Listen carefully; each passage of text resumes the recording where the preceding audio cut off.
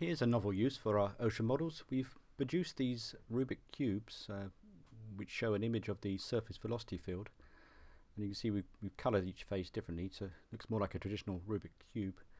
Now we've been giving these away at our open days, and hopefully we're going to stock our shop soon so you can buy these, but they work very much like a normal Rubik's cube, but there are a few subtle differences. As you can see, you can just rotate the faces and very quickly mess up the solution if you're not careful. Fortunately, in each box you'll find this little booklet which comes from the manufacturer's VCUBE, and they give quite explicit instructions as to how to solve the cube. Lots of little diagrams leading you all the way through. The booklet's full of lots of different languages, but if you mark the right pages, there's not so much to work through, and if you follow the instructions you can end up with a cube with all the right pieces in all the right places. But these are a little bit different to a normal Rubik's cube, and you might find that you find a few faces with the centerpiece rotated. Here's a good example where the top face has the centerpiece rotated 180 degrees. Now the booklet doesn't cover this, so I'm just going to give you a few instructions as to how to fix that. If we switch to the virtual cube here, you can see a little bit more clearly what I'm talking about. As you can see, 5 of the faces are actually okay. It's just this top face where the centerpiece has been rotated by 180 degrees. Now we're going to go through this, and you start, it doesn't really matter which orientation the cube starts in, but we start with the top layer and rotate that once clockwise. Then go to the right face, rotate that, the left face, and rotate that. Back to the upper face, rotate twice in the clockwise direction, once, twice, and now back to the right face and the reverse of what we did before. Now to the left face and the reverse of that.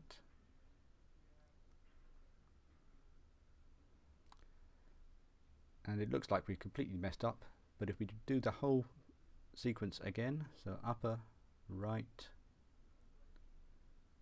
left, upper twice,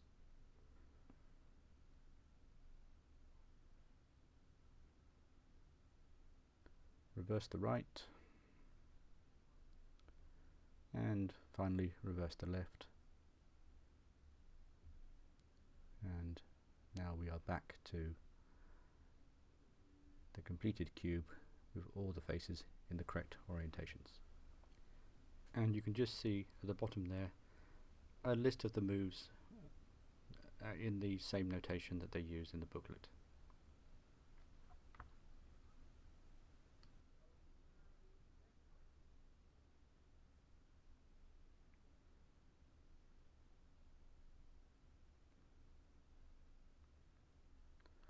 Now there is a second way that these centerpieces can be messed around, even if you follow all the instructions in the booklet, and that's illustrated here. And this time you can see 4 of the faces, 2, 3, and 4 of the faces are all correct, but this time we have 2 centerpieces. That's that one there, and the top face again.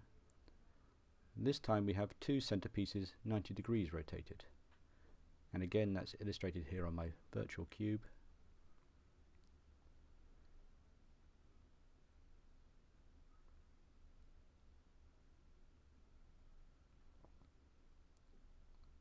So that's one of the centerpieces out by 90 degrees.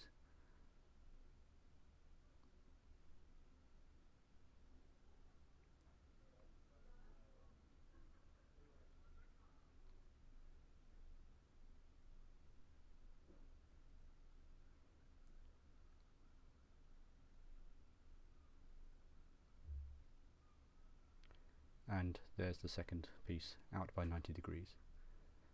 So if we put one of the faulty sides to the left and the other one on top, then we can correct them both at the same time with the following sequence, which may need to be repeated.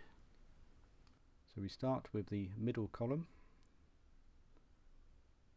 rotate that. Now the middle row, and rotate that.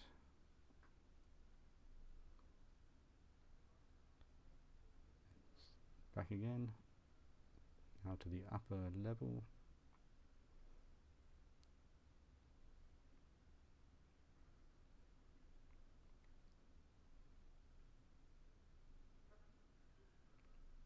And a similar sequence now. We start with the middle row, middle column, middle row,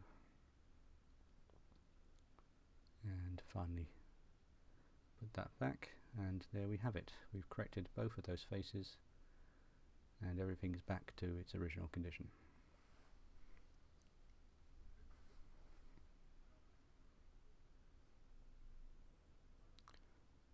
So hopefully, if you were lucky enough to win one of these cubes at our recent open day, or have since managed to purchase some,